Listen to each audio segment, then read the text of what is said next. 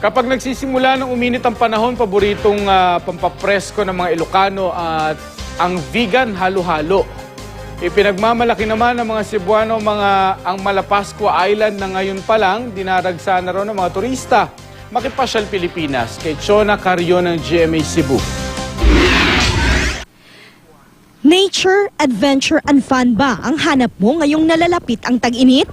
Tiyak na swak sa'yo ang isla ng Malapascua sa Northern Cebu. At ngayong nararamdaman na ang papainit na panahon, pila-pila na sa pantalan ang mga turistang gustong makita ang isla. Pagdating sa lugar, sasalubong ang puti at napakalinis na dalampasigan. Isa ang Malapascua Island sa mga binayo ng bagyong Yolanda noong isang taon.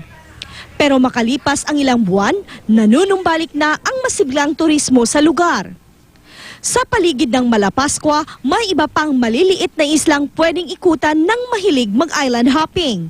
At kung gustong makita ang yamang dagat, mag-snorkeling sa Lapus-Lapus Beach. Pwede ring sisirin ng mga diver ang isang bahagi ng karagatan kung saan lumubog ang isang barko noong panahon ng Hapon. At kung kulang pa ang pamamasyal sa Cebu, bisitahin ang isang park and resort sa barangay sa Pangdako. Sa pagpasok, tatambad ang isang tree house. May mga swimming pool din sa lugar. Di tulad ng ibang resort, fresh water mula sa bundok ang ginagamit dito. Pwede ring mag-overnight.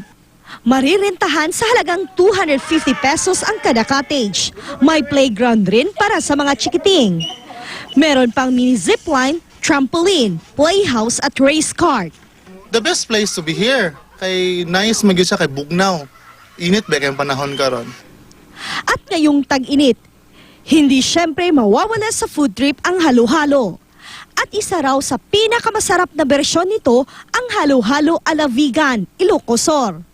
Bukod sa karaniwang sangkap na saging, gulaman, sagu at pinipig, hinahaluan ang vegan halo-halo ng iba't ibang prutas.